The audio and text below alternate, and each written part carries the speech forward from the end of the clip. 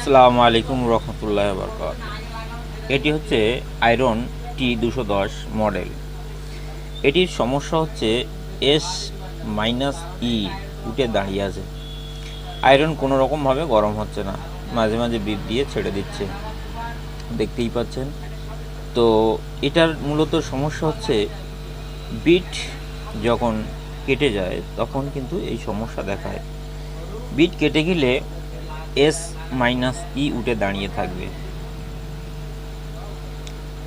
দেখতেই পাচ্ছেন। কখনো ধরছে, কখনো ছেড়ে দিচ্ছে। ওর থেকে যখন তোলা হচ্ছে তখনই একবার করে বিপ দিয়ে ছেড়ে দিচ্ছে।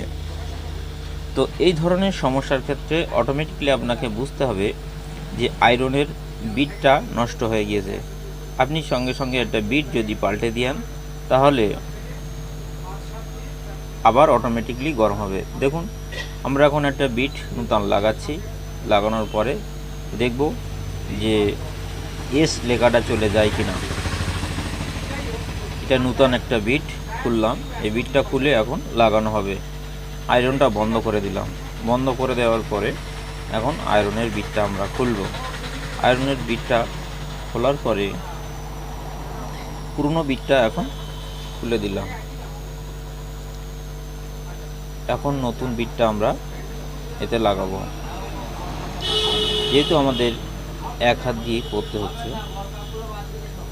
নতুন বিটটা আমরা লাগালাম। ওকে। আরেকটা বিষয়, এই আয়রন রাখার জায়গাটা মাঝে মাঝে পরিষ্কার করে নিতে হবে, কেননা অনেক সময় ময়লা থাকার কারণে দেখুন অটোমেটিক রেডি হয়ে গেল 320। এইখানে দেখুন 320 হিট আছে। একটা বিষয়, অনেক সময় কি হয়, এই আয়রনের এইখানে ময়লা থাকার কারণে লুজ হয়ে যায়।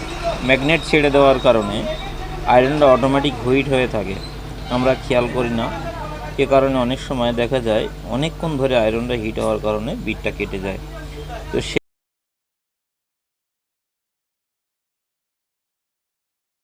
তো দেখুন, এখন আমরা বিটটা পাল্টে দিলাম।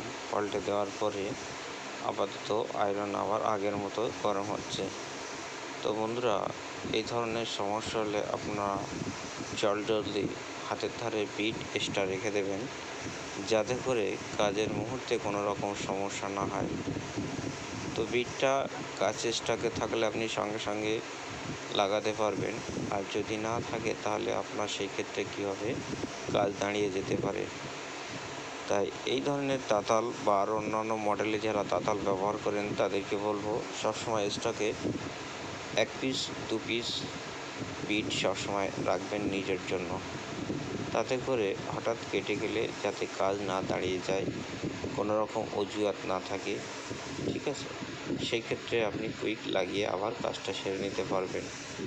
এই ধরনের ছোটোখাটো সমস্যা আপনি নিজেই মেনটেন করে নিতে পারবেন। তো বন্ধুরা, ভিডিওটি যদি ভালো লাগে একটা লাইক করবেন ও কমেন্ট করে শেয়ার করবেন। এরকম ছোটোখাটো ভিডিও পেতে আমাদের চ্যানেলটিকে সাবস্ক্রাইব করুন ও পাশে থাকা বেল আইকনটিকে ক্লিক করে দিন, যাতে নতুন নতুন ভিডিও আপনার কাছে সবার আগে পৌঁছে যায়। থ্যাংক ইউ, ধন্যবাদ বন্ধুরা।